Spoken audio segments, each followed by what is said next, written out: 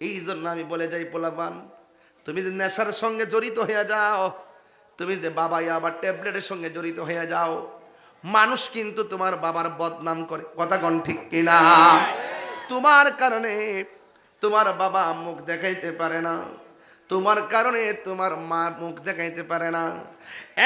বন্ধু, যদি আল্লাহর প্রিয়তম হতে হয় তাইলে ইনশাল্লাহ ওয়াদা করেন আমরা কোনোদিন নেশা করব না, আমরা কোনোদিন এমন কাজ করব না যেই কাজ করলে মা বাবার বদনাম হবে।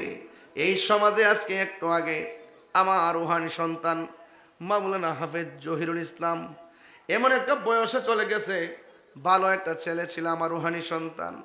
এই সন্তানটা দুনিয়াতে চলে যাওয়ার পর দুইটা সন্তানকে স্টেজের মধ্যে আনার পরে কলিজাটা ভাঙ্গা খান খান হইয়া গেছে।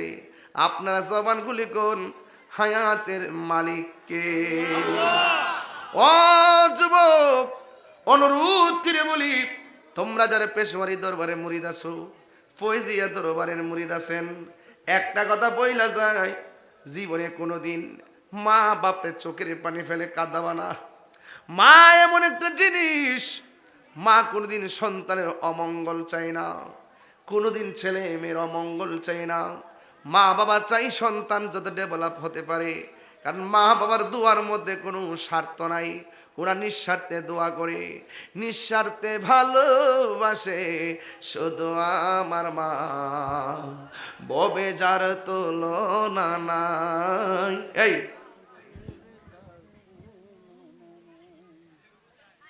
একটা কথা কই, এই শুনেন,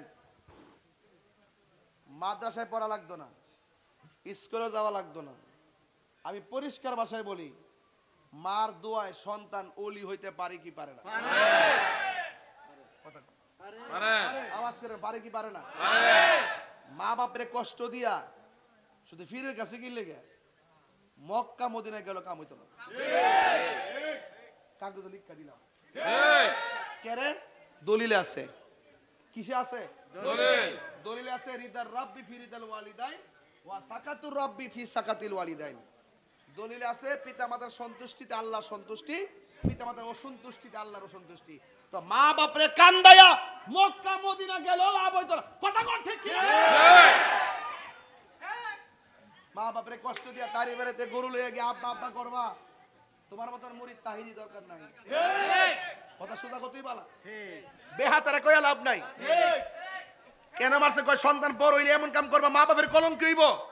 আরে সন্তান এমন কাম করন যাইতো না, যেই কাজ করলে মা বাপ কলঙ্কিত হয়, এমন কাজ করন যাইতো না যেই কাজ করলে মা অন্ধকার ঘরে বৈশা বৈশা একটা কোণার মধ্যে বৈশা বৈশা কান্না করে। এই মাকে কষ্ট দিয়া আল্লাহ পাওয়া যাবে না, কথা বলে ঠিক। আর যে হিসাব কইব মা বাপ লাগতো না, আমি তো সব, এটা হিসাব না, এটা অভিশাপ। সকাল বেলার ফেসাব।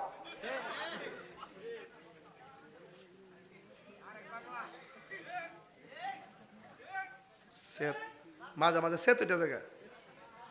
এই মুহূর্তে যদি বাদকপুর জমিনে আমি যদি বিশিষ্ট একজন লোক লিয়া ঘুরি, হাতে একটা কাগজ লিয়া ঘুরি, শতকরা 70% বুড়া বুড়া বিড়ি কইব, বুড়া বেড়া কইব, হুজুর সত্যি ওই আমার ফুত আর ফুতের বউটা দিয়া আমি বড় কষ্টে আছি।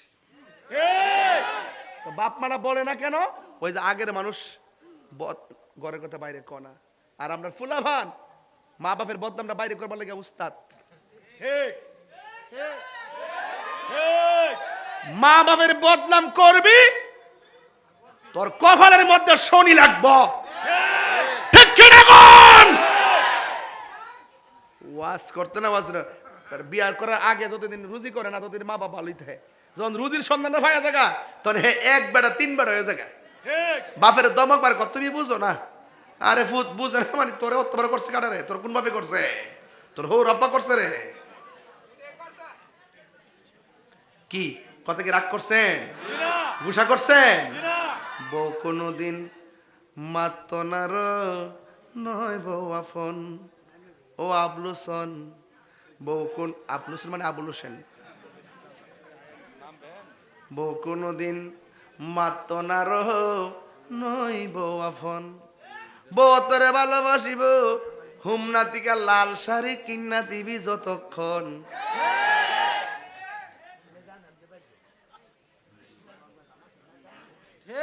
মুরব্বী বেড়া, মুরব্বী বেড়া আসতেছে, ও আসতে মানে জাগা মতো হয়েছে দেখা যা।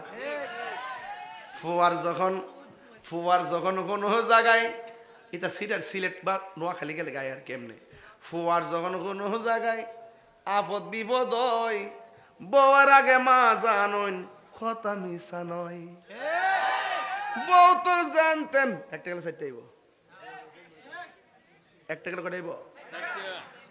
বউ তোর জানতেন মা হইল অমূল্য ধন, বউ কোনদিন মাত্ত নার নইব আফন।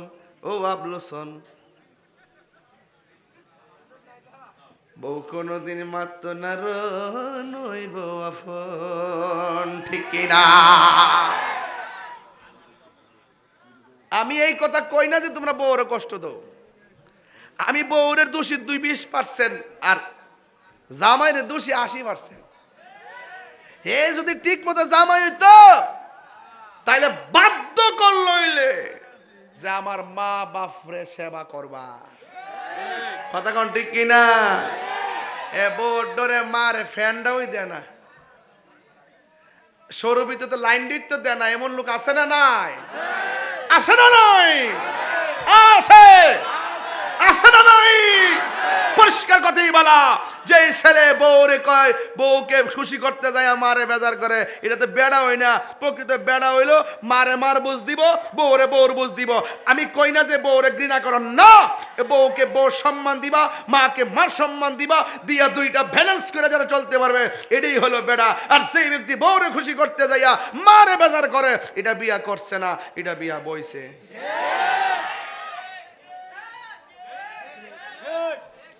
আমি কিছু কইতাম পারি আর না পারি, আজকে সেই সন্তানের কষ্টগুলো যারা বাবা অনুভব করে এদেরকে একটা শান্তি দিয়ে গেলাম। কথা কোন ঠিক না বেটে?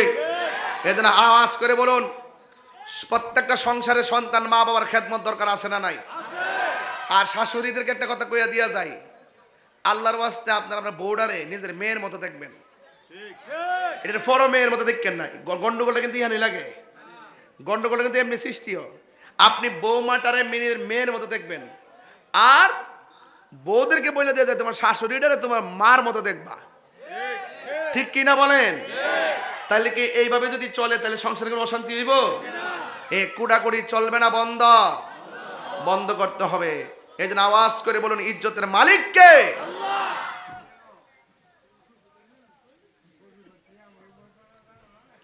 হুজুর গাউসুল আজম আব্দুল কাদের জিলানী, মনে আসেনি? তাহলে কতটা গাইবেন ইনশাআল্লাহ আমার সাথে? আই বড় পীর আব্দুল কাদের, সবাই আই বড় পীর আব্দুল কাদের জিলানীর জিলানী, তোমারি নামের গুণে আগুন হইয়া যায় পানি। আই বড় পীর আব্দুল কাদের, জন্ম তোমার জিলানীতে, তরিকা হই কাদিরিয়া, আবু সালে মুসা জঙ্গি আপনারই হয়ে যে পিতা। উম্মুল খায়ের ফাতেমা, উম্মুল খায়ের ফাতেমা আপনারই হয় জননী, তোমারই নামের গুণে আগুন হইয়া যায় পানি।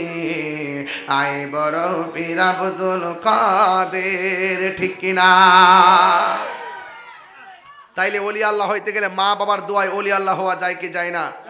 আজকে থেকে ওয়াদা করেন আমরা কোনোদিন মা বাপরে কষ্ট দিব, এবং 5 ওয়াক্ত নামাজের দরকার আছে না নাই?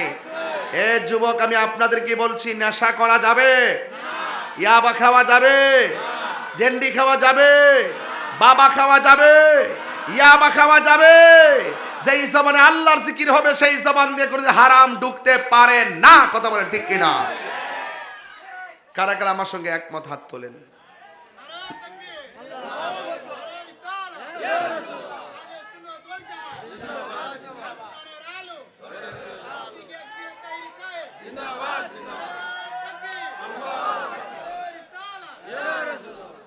আল্লাহু আকবার বলেন।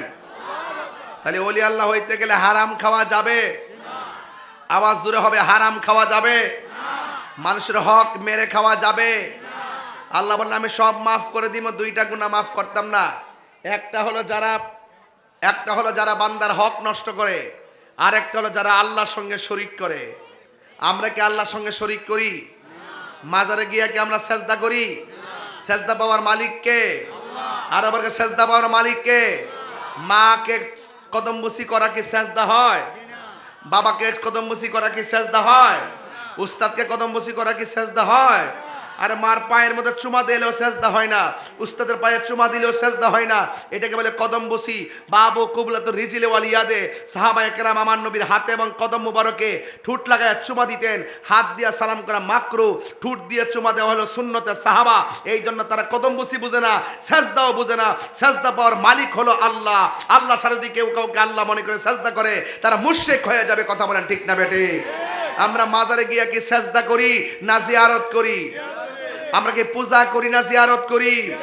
পূজা জিয়ারত করা কি সুন্নত না হারাম? তাহলে সুন্নতকে যারা পূজার সঙ্গে তুলনা করে এরাই হলো ধর্ম ব্যবসায়ী। কথা বলেন ঠিক না বেঠে? এদের এদের সাথে হালু সুন্নাত ওয়াল জামাতের কোনো সম্পর্ক, আরো বর্গের কোনো সম্পর্ক? এই জন্য আমরা সেজদা করবো আল্লাহকে, আল্লাহ ছাড়া কারোর কাছে মাথা নত করি না। সেজদার অনেক মিনিংস আছে, সেজদার অনেক অর্থ আছে। আপনি যদি বলেন যে আমি মাথা নইলে শিরিক হয়ে যায়, তাহলে তো কোদাল দিয়ে মাটি কাটলে প্রত্যেক কুবুই কুবুই শিরিক হইব। ইন্নামাল আমালু বিন্নিয়াত, ইন্নামাল আমালু, নিয়তের উপর সব নির্ভর করে। কথা বলেন ঠিক কিনা? আমরা মাথা নোয়া সালাম করি দীক্ষা, অনেকে ফতোয়া দিছে যে পরীক্ষার মাথা নোয়ান যাইতে না, মারে সালাম করেন যাইতে না, মাথা নোয়া কি মেডিসিন ঢুকাই দিছে। অথচ আগে দেখছি পরীক্ষা যখন আগাইতো আমরা সুন্দর করে মারে সালাম করতাম, সালাম কইরা আমরা তখন পরীক্ষার হলে যেতাম, আল্লাহর রহমতে পরীক্ষা ভালো হইতো। আর এখন ওই ফতোবাজরা ইউটিউব মৌলবীদের কারণে পোলাপানগুলো এখন মাকে সালাম করে না। দেখবেন এই আমলে এই প্রজন্মের শতকরা 80% পোলাপান মারে মূল্যায়ন করে না। যদি মার যদি বছরে যদি এক দুবারও যদি ঈদের সময় সালাম কইরা করে মা বাপরে সালাম কইরা করে যদি মাঠে যাইতো, তাইলে একদিনের সালামে তার কয়েক বছর প্রেম থাকতো। কথা বলেন ঠিক কিনা? আমরা মার এখনো সালাম করি, আমরা এখনো মা বাপরে সালাম করি, মারা সালাম করি। এই জন্য সালাম করার জায়েজ আছে না নাই? আর বড় করে আছে না নাই? এই জন্য আপনাদের কাছে অনুরোধ করবো, মা বাপরে কাঁদাবেন না।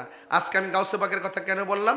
গাউসে পাকের কথা এই জন্য বললাম যে বর্তমানে ওলি আল্লাহদের বিরুদ্ধে ষড়যন্ত্র শুরু হয়েছে। এই জন্য ওলি আল্লাহদেরকে স্মরণ করলাম প্রতিবাদ স্বরূপ যে ওলি আল্লাহরা এই দেশে ইসলাম এনেছেন। ওলি আল্লাহদের পথে মতে যারা চলবে এরাই ইহকাল পরকালে কামিয়াবি হবে। আল্লাহ রাব্বুল আলামিন বলেন আতিউল্লাহ ওয়া আতিউ রাসূলা ওয়া উলিল আমরি মিনকুম, যারা আল্লাহর আনুগত্য করে, নবীর অনুসরণ করে, আউলিয়া কেরামের অনুকরণ করে। আল্লাহ রাসূল, মুর্শিদ নাম তিনটা, ঘর একটা। কথা বলেন ঠিক না বেঠি? ওয়া নাহনু, এই যে মুমিন দেহটা, এই যে মুমিনের দেহ একটা। আবার বলছেন ওয়া নাহনু আকরাবু ইলাইহি মিন হাবলিল ওয়ারিদ। আবার আল্লাহ বান্দার শাহরগের নিকটে। আবার কোরআনে বলছেন আন্নাবিয়্যু আউলা বিল মুমিনিনা মিন আনফুসিহিম, আমার নবী হলো মুমিনের জানের চাইতে আরো নিকটে। আমি বলছি নাম তিনটা, ঘর একটা। ঠিকানা পাইছেননি? ঠিকানা পাইছেননি? আল্লাহ শাহরগের নিকটে বান্দার, আর নবী জানের চাইতে আরো নিকটে, আর মুমিনের দেহ। নাম তিনটা, ঘর। তাইলে আপনি এগুলো বুঝেন না কেন? এই জন্য ওলি আল্লাহদের দুশ্মনী করলে নবীকে পাওয়া যাবে না, নবীর সঙ্গে দুশ্মনী করলে আল্লাহকে পাওয়া যাবে না। এই জন্য তিনটা জিনিস অত্যন্ত গুরুত্বের সাথে আপনাকে অনুভব করতে হবে।